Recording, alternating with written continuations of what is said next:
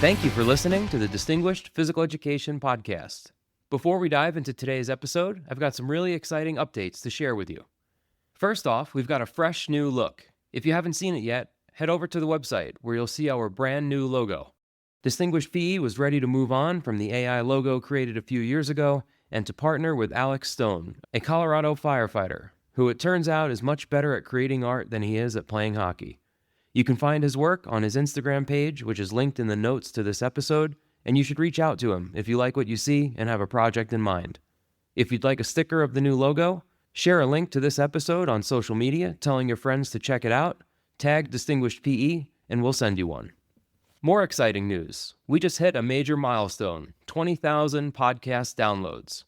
I cannot thank you enough for your support, for listening, for sharing these episodes with your colleagues, and for being a part of this community.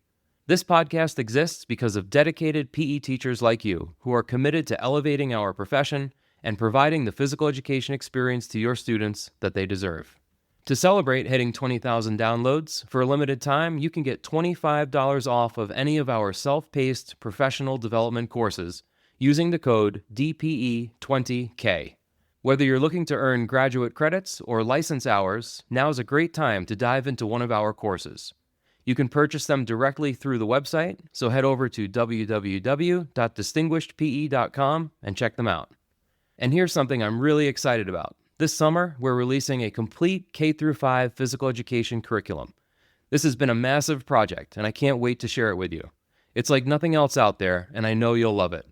If you want to be notified the moment it drops, head to the website and sign up for our curriculum waitlist. You'll be the first to know when it's available. Let's get into today's episode. My guest today is Victoria Wink. Victoria is in her 9th year of teaching 7th through 12th grade physical education on Long Island, New York.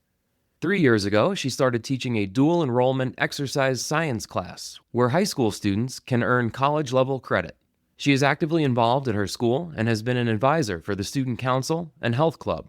In recent years, she has also served as a mentor to student teachers and new faculty members. Victoria was named Softball Coach of the Year twice and also coaches volleyball.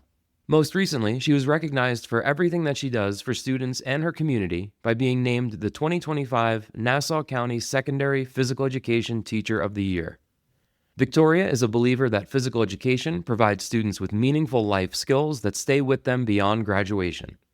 In this episode, we talk about how Victoria creates unique movement experiences that help students build confidence in new skills, while encouraging a lifelong love for games, activity, and physical well-being. And now I bring you Victoria Wink.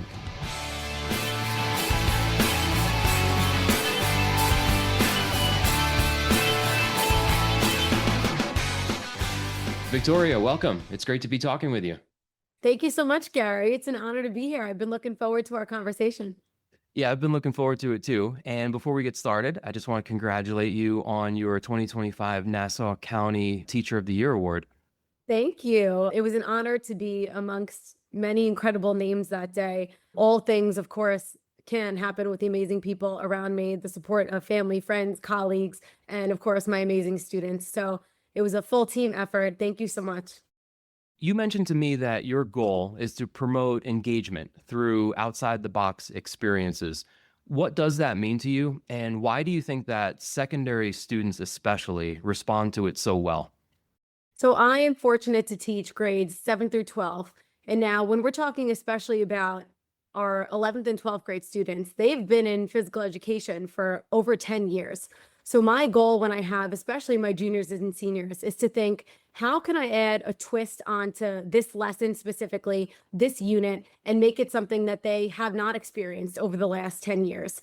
Athletes participate in sports every single day, but physical education is not necessarily about the athlete. It's about all students and getting them unique movement experiences.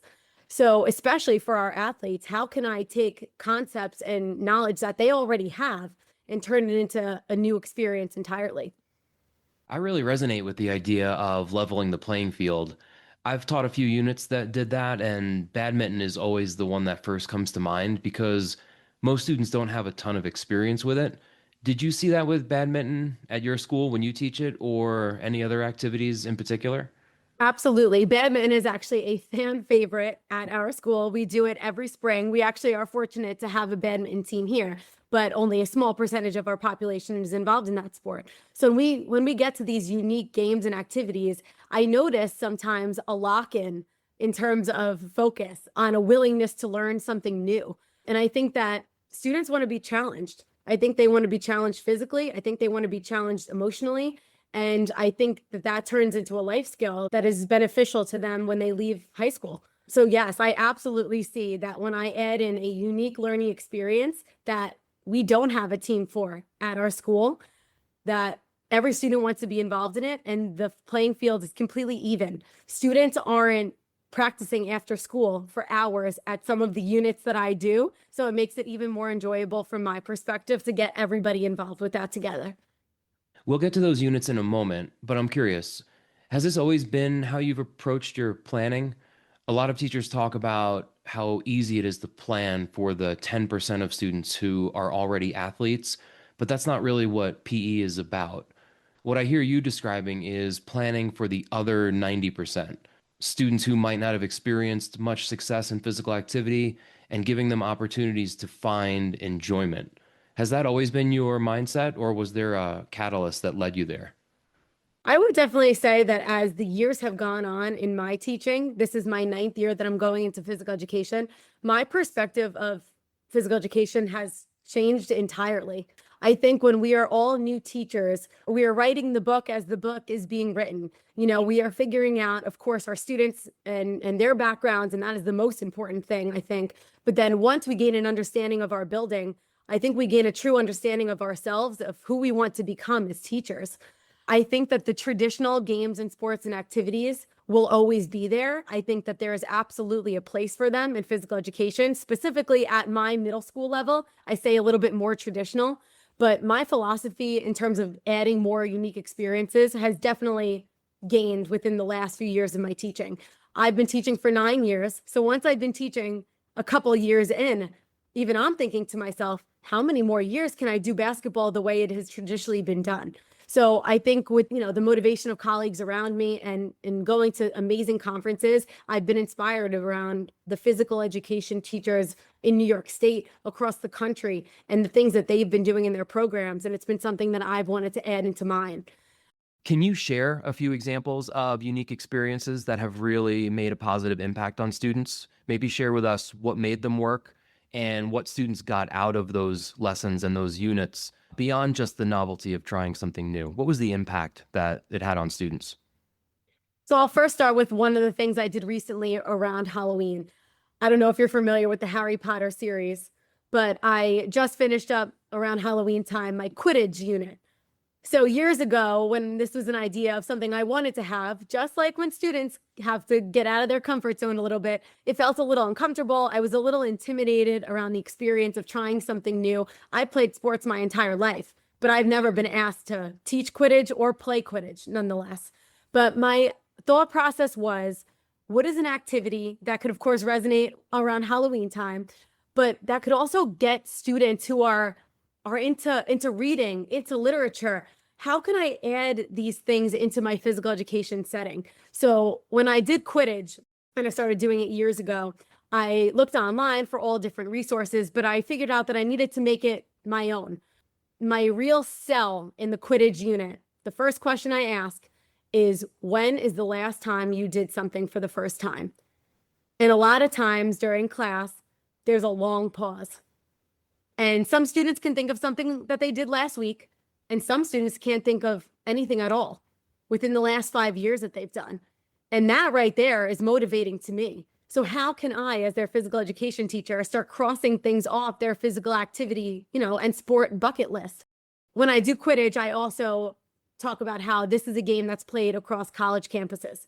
So right then and there, they are locked in. So anybody who has plans on attending a college or university post high school, they're already starting to think, wait, this is played on college campuses? How could that be? And they're intrigued. I mentioned that there's elements of team handball, rugby, all intertwined in this game. Any student who's interested in those games, I already have them locked into the game. My last sell is anybody who's a Harry Potter fan or a literature fan who enjoys reading. They're all of a sudden intrigued that we can take such a game that is from a fictional book series and perform it in our gymnasium. So right there, I tried to create 3 completely different pathways to what I call buying in. At the beginning of the school year, I talk about what buying in means. So at this point, every single student in my classes knows what that means. And to me, buying in doesn't necessarily mean it's the favorite activity of the year so far. It means, what mindset can I have that I can find enjoyment in this lesson today? And that for some students might just be the music I'm playing in class. It might be the social piece that they're with a friend that they haven't seen in many class periods. And for most, it's the activity itself is the buying in piece. But if they can pick a course for buying into the lesson, all of a sudden I've gained what I hope is 100% engagement for that class period. What is the difference in engagement when you compare students' experiences with a non-traditional game like Quidditch versus a traditional unit like soccer or basketball? I think especially, I'm going to speak from a high school lens right now. I think that every 9th through 12th grader can say with pretty good certainty whether or not they enjoy a sport or game at this point in their life.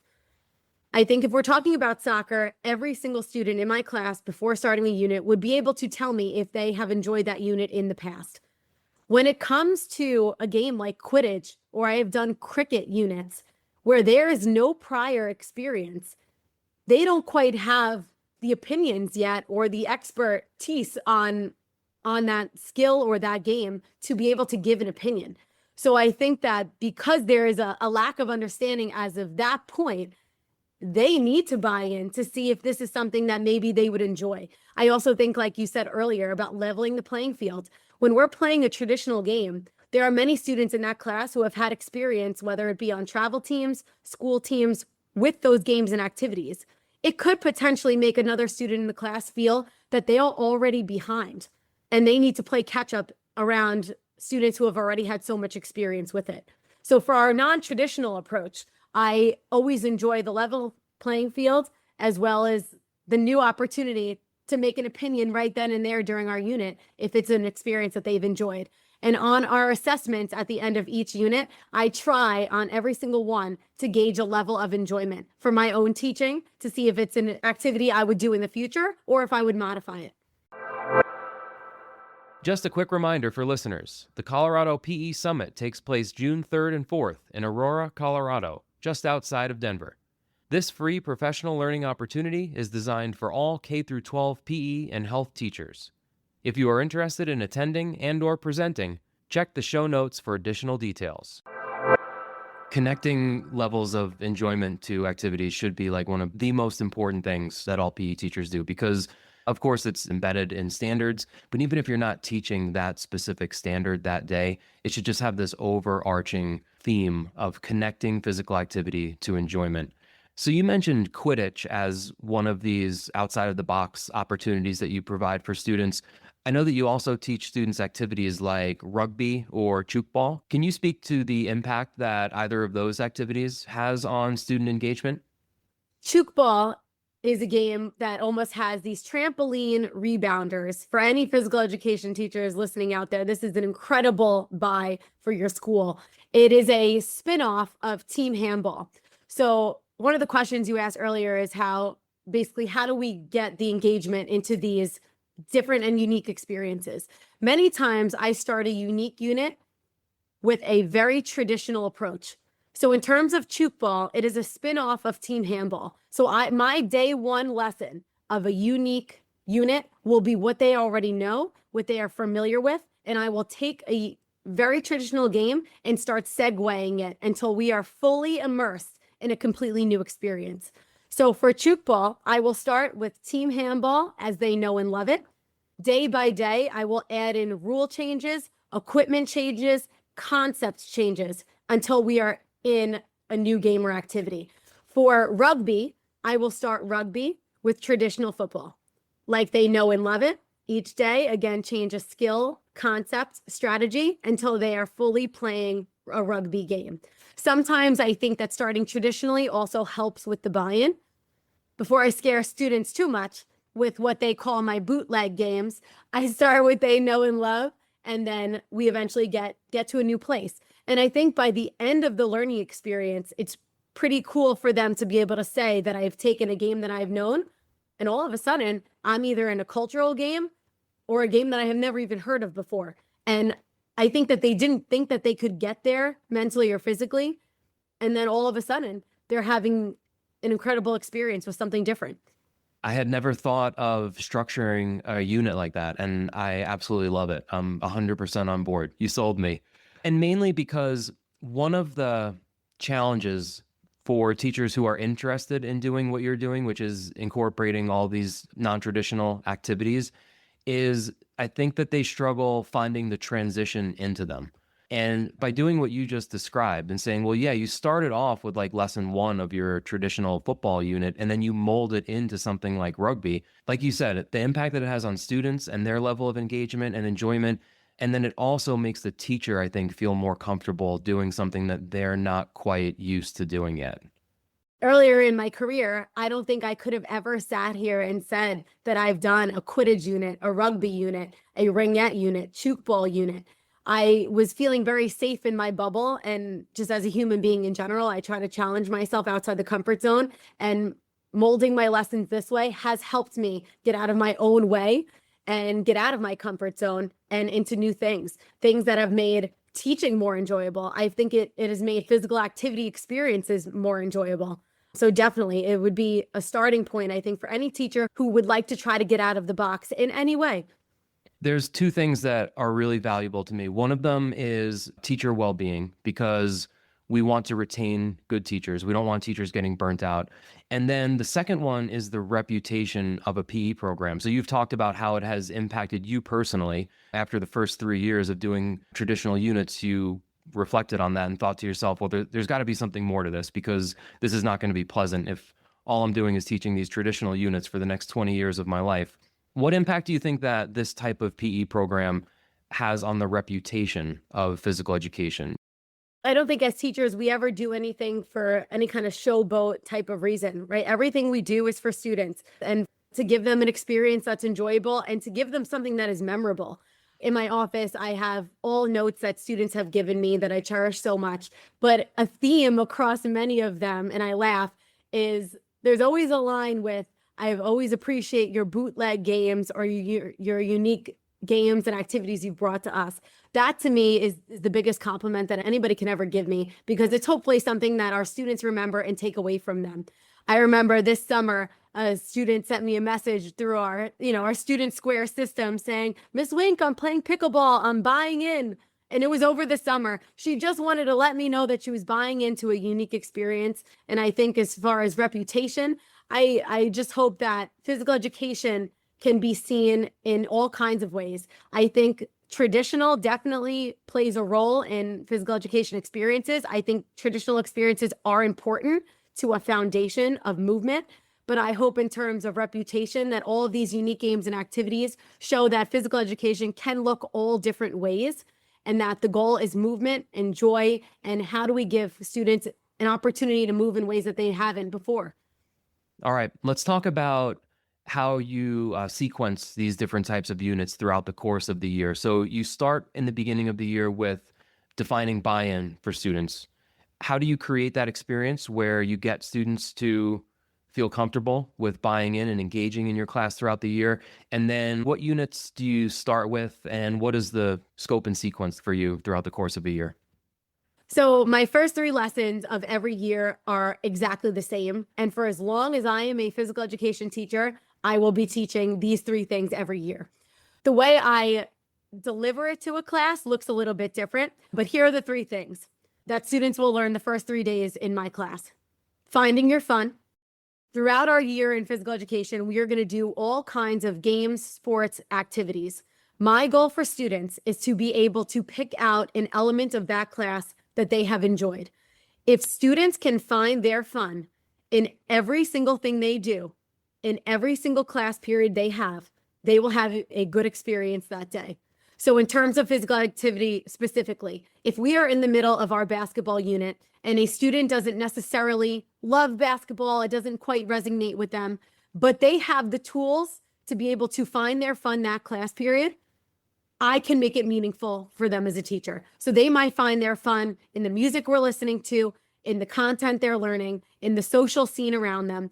And my goal for them is to be able to find joy. Because if we can find joy throughout the entire duration of a school year, that's a pretty impactful thing. So finding your fun. Next lesson of the year is buying in. Buying in means giving your full effort towards an activity, giving a positive attitude towards that activity, no matter what that activity is. So my first line of school is I expect 100% participation 100% of the time. That is the criteria that I set for my students. Now, of course, every student has their own situation going on. Students talk to me all the time if they have different circumstances, and I am more than willing to accommodate any needs that students have at any time. But if we can get full buy-in from an entire class of students, think about just what that incredible scene looks like. And I always ask them, what does buying in look like? And they give me answers. Buying in looks like full participation. It looks like happiness. It looks like joy. It looks like laughter. It looks like silliness. It looks like mistakes. It looks like all of that. It looks like a combination of what it means to be a human being. If we can get buy-in in the second day of class, we can get buy-in throughout the entirety of our year.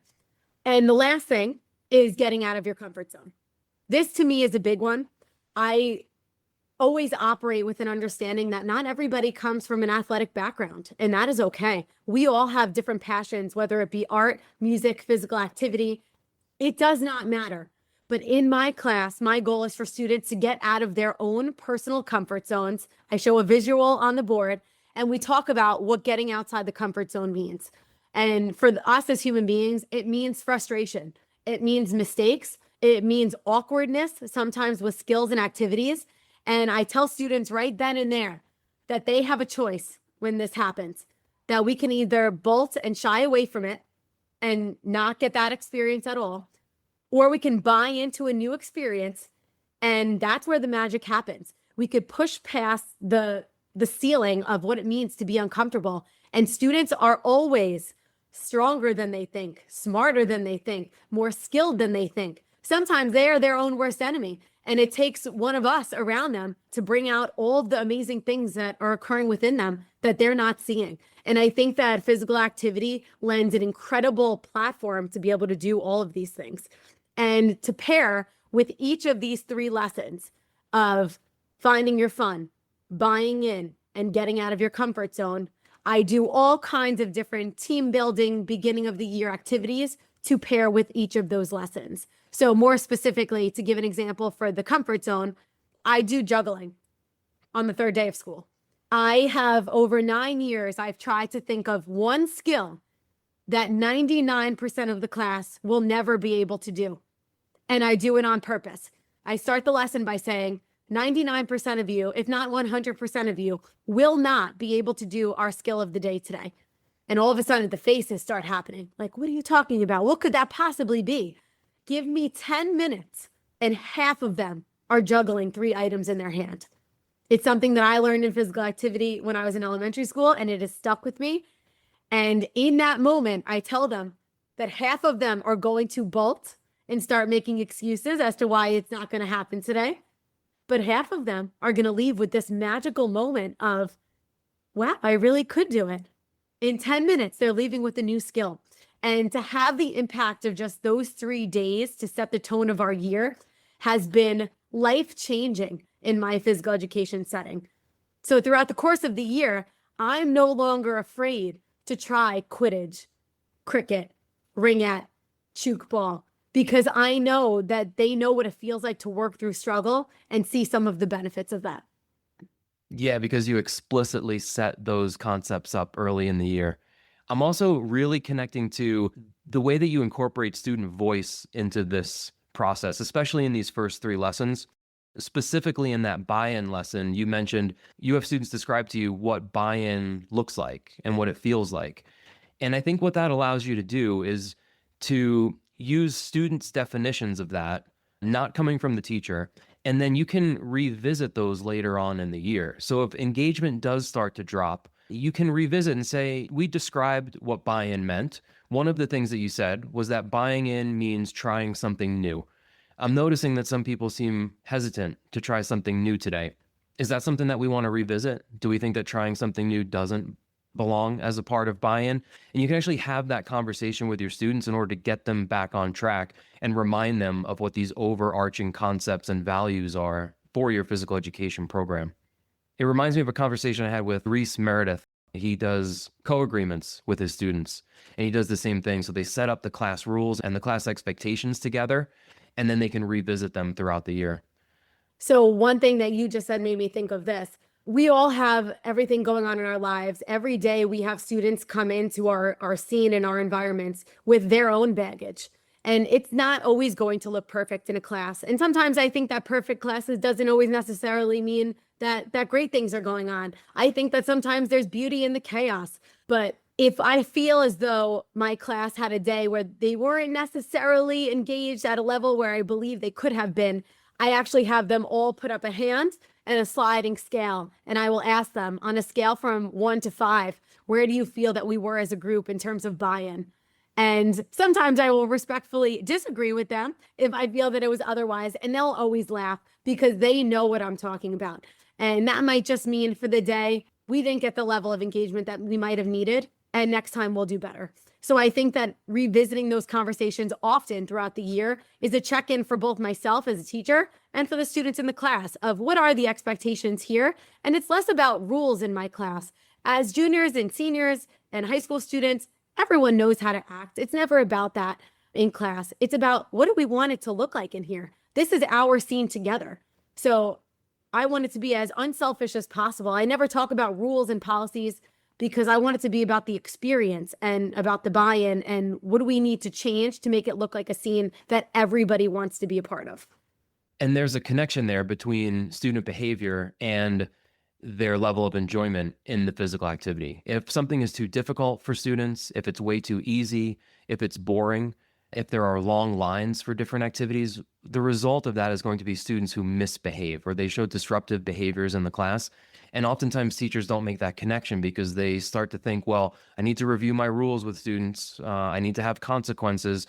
Yes, you certainly have to have those things, but they should be used pretty rarely. What you really need to have are age level, interesting, appropriate activities for students that are differentiated so that students can experience success. Because if students are engaged and they're experiencing success, they're not going to have the desire or the opportunity to engage in any type of off-task behavior. Absolutely. You mentioned what the first 3 lessons of your year look like, and you've also shared a handful of other units that you do. Do you have a specific order for even just the first couple, like what your first quarter looks like? Do you always start with a certain unit in order to get students bought in and engaged, or do you kind of mix and match where you place these units in your scope and sequence? I usually mix and match, but I try to start as non-traditionally as possible to set the tone right away that we are going to be mixing it up in this class between our traditional experiences, which are important, as well as some outside of the box activities. So I would say I try to start non-traditionally, and then I'll mix and match throughout the entirety of a year. Because again, there is a place for our traditional activities, and I like to keep them on their toes as we go throughout the school year. I'll mix between an invasion game and then go to a racket game and then go to something entirely different to try to mix up the skills also that are needed to perform the different games and activities we're playing so that students are getting a variety of experiences. I know that the sport education model plays a big role in your curriculum as well. Can you tell us a little bit about the sport ed model itself and the impact that it has on both student learning and their engagement? So the sport education model is a model where students are completely taking the lead on their experience in a physical education setting. I know it can be done in all kinds of ways. I do it in a modified way that works for me, my teaching, and my scene. So for me, for a sport education model, on day 1, I ask the question of what are the qualities of a great leader? And students, middle school through 12th grade, will give me incredible responses. I always take those responses and I put it right back into our conversations throughout the entirety of our unit. And we'll talk about how leadership is not only used in a physical education setting, it could be used in a job setting. If students go to a college or university and they're in sororities, fraternities, club leaders, military, armed forces, I always talk about all different kinds of opportunities post-graduation. But at some point in everybody's life, they will need leadership qualities to be successful. And if I could provide that in a physical education setting, then I am happy to do that. So on day one, it is all about what are the qualities of a great leader. And I will typically use the sport education model with a traditional game that students already are aware of. Because during this unit, it's a little bit less about the activity itself and more on all of the leadership roles that students will take throughout the entirety of a unit. So I know we've been talking a lot about unique experiences. This is actually the exact opposite in terms of activity-wise. I'm choosing traditional, and the out-of-the-box idea is the sport ed model that exists. So to get into the sport education model, day one is all about leadership. What does it look like? And on day one, I ask students who would like to be a team drafter. I typically use basketball for sport education model because it's a game that they have been playing since elementary school. So on day one, I asked who would like to be a team drafter. I have every student's name on an index card in front of me, and I have my student drafters next to me. On day one, they just play basketball games. I want to see what their current level of skill is and their current level of knowledge. So while they are playing and engaged in basketball games, I leave the drafters at my table and the drafters are watching. So I give the drafters criteria as to what I need for teams: team size, good social connections, as well as a good skill mix to make for a good, productive, fun team. The drafters' names are in my hand. So the drafters are not making their own teams. They are making even teams for the entire class based off of their observations. When you walk over to watching the 2 or 3 drafters that you have, the conversations that they have are absolutely incredible. You would think that they are NBA recruiters by the way that they are talking. And it is so fun for me as their physical education teacher to listen to them speak about how different students connect well with each other. And we think that they would make a great pair because of this, and that. And they think of things that I would have never thought of. They see things for social connections that I maybe have never saw or noticed. So they teach me more than I teach them in this unit. And it is the most incredible thing as their teacher to watch. So that is what our day looks like on day one. This is draft day. Day two, I go over all the different leadership roles that will exist throughout the unit: referee, scorekeeper, coach, and warm-up specialist. Those are the 4 roles that I have selected, but any other phys ed teacher, depending on their scene, they might have more roles, they might have less roles, and they might have different roles. I've used all different, but those are the 4 that I always stick to. I will explain the roles and their responsibilities to the entire class. Then I will announce the draft that happened last class. I always oversee the process of the draft. So once I know that it is a good fit for everybody, the teams are announced. Students get with their teams. They either get team folder, or I've also done a digital team folder. And students right then and there will decide together which roles they would like to fulfill for the entirety of the unit. So once they have fulfilled their roles and they get into that second class period, I pull the coaches aside. So while the coaches are getting the coach's lesson of the day from me, the warm-up specialists already have their teams in motion with the warm-up that I have selected for them already. So if I turn around at any point, in a perfect world, this sometimes takes a few days to get into, every group is doing the same exact warm-up, but it is not led by me. It is led by their warm-up specialist. So coaches are now with me, and we're talking about the skill or concept of the day. So if we're talking about zone versus man-to-man defense, I'm explaining it to the coaches. So they're getting the mini lesson from me.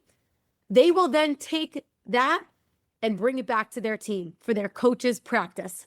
So the warm-up has happened already by them, not me.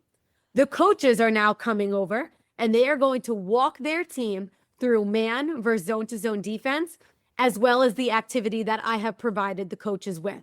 If I look over at any point in time every team is having a similar conversation as it relates to the skill concept of the day. And they are all doing the same activity that was provided to them by me. So they have a mini coaches practice. Then I typically end each day with scrimmage gameplay where they can add their skill or concept directly into modified gameplay. As we move on with our season, and I've had sport ed units that have lasted 4 weeks, 5 weeks, I think every teacher has to see whatever works best for their scene and their time. At the end, I always end with postseason gameplay. So coaches now have taught all of the skills and concepts that I would have liked them to learn through our curriculum, but it has come from our students. And now they are entering postseason gameplay, where they are playing in the postseason. I typically have a bracket tournament. They all have team names. They get very into it. We have timers on the board, and they love it. It's during those other moments where I have my scorekeeper is now in play. My referees all get whistles from me, which if you can only imagine what a secondary student looks like with a whistle in their hand, they absolutely love it. And the power is truly in their hands. So throughout the entirety of this unit, students are performing these roles. And as their teacher, sitting back and watching it is truly the most inspiring thing. You know you have hit the jackpot when you have students being able to use their leadership styles amongst their peers, and they are quite literally running the show. But you are there to guide them the entire time, but the heavy lifting is on them. And that is what my version of sport education looks like. I typically do it once a year. I want complete buy-in for that period of time for the sport ed model. And I typically do it with our traditional activities. I've done it with volleyball and basketball, and both have been very successful. When you empower students to take that level of control over their own learning, one of the best parts of that is that the teacher turns into a facilitator. You get to sit back and facilitate all these different components, whether that's teaching the coaches what the lesson's going to be, making sure that students get feedback throughout the lesson and that they're engaged and all that. So if you're using the sport ed model for a 5-week unit, is that in one particular sport, or do you then reset and use the sport ed model for the next unit? Do you not use it in every single unit? I typically like to do the sport ed model one time. I'm sure there's programs that use it multiple times. You could use it every time. I can't imagine the empowerment that students would feel using it every time. My thought process sometimes is I want students to really buy in to this experience and give me everything they have. And then we move on to a completely different experience. With a non-traditional game and activity, I think the expectation to have students lead in a game that they are not quite as familiar with might be outside of their comfort zone. And I think that leadership roles in general is outside of a student's comfort zone. So I want them to feel comfortable with the game and activity and them to just focus on what kind of leader do I want to be? And that is the question that I always ask at the end of the unit is what kind of leader do you want to be? And the responses I get are incredible. And they vary from, I want to be a leader that everybody respects, to sometimes students end the unit with, I'm not a leader. And I think for me as a teacher, getting a response like that is even more encouraging to me because I know that that student needs a little bit more motivation to see what amazing qualities they have. So I think units like sport ed bring out a completely different side of students that we didn't even know existed.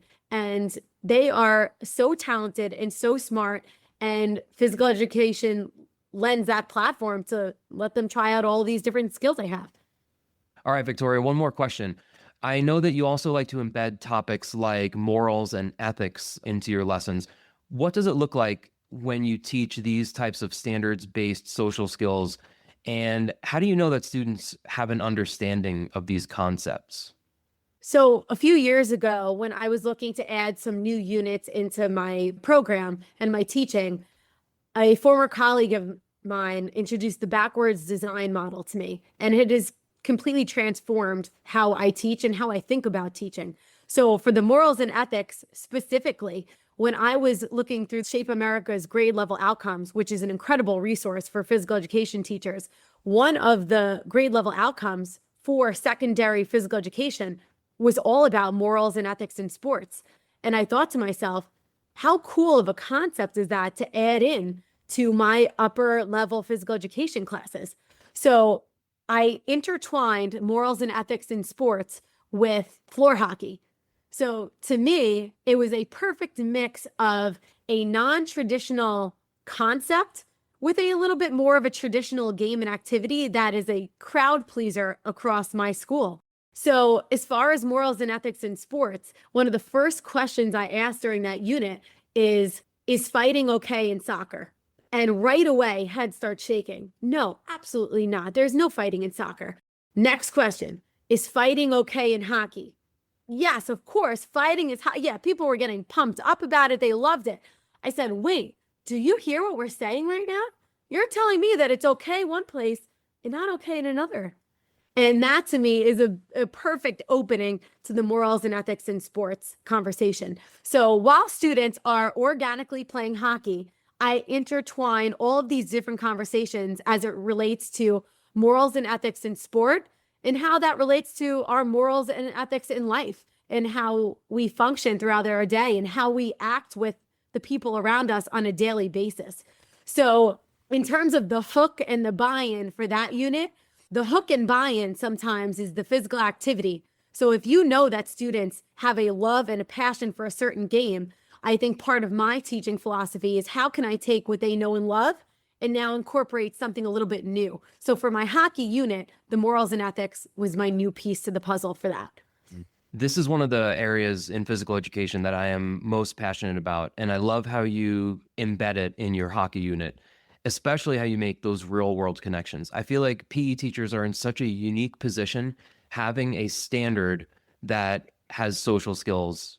There are other content areas, whether it's a language arts teacher or a math teacher, etc., who value social skills and they want to teach them, but if they do, they're taking time away from their own curriculum. A PE teacher gets to do it in a standards-based way and make those connections between not just the physical activity that students are engaging in the gym, but also what it looks like in the cafeteria or outside on the field during recess, or when they're at home playing with their siblings or at the park playing with their friends. It's just such a unique and special opportunity that PE teachers have to teach students those types of skills and have them transfer them over into other real world contexts. Absolutely. During that unit, I'll show, I know you're wearing an Islanders shirt right now. I'll show a really good hockey clip that, of course, ends with a fight.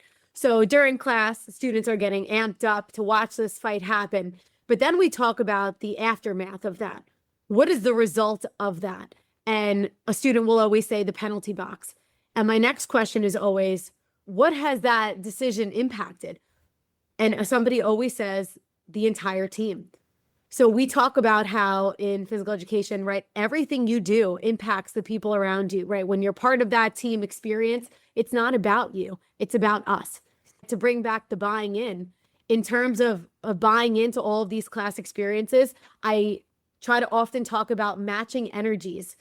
If one person is playing the game with little to no enthusiasm, what does that do for us as an experience? And it kind of takes the enjoyment level down for everybody. How can we match energy so that everybody's having the same experiences? By everybody playing by the rules, how does that positively impact the entire experience for everybody? Well, Victoria, I'm grateful for this conversation and for the perspectives and expertise that you shared. You really pushed my thinking in a lot of areas, and your students, your school, and your community are lucky to have you. Thank you so much for having me on, Gary. Just by coming on here and talking about physical education, you've inspired me to want to do more, to want to be more. And everything we do is for the people around us and for our students. So my hope is that I can just keep giving unique experiences and building out confidence and a desire for movement with my students. I love all the work that you're doing with your podcast. I can't imagine how much time, first of all, it takes for the planning document through execution. Thank you for what you do for PE and for pushing the profession forward. And I'm just happy to be here. So thank you so much for giving me the platform to sharing my passion.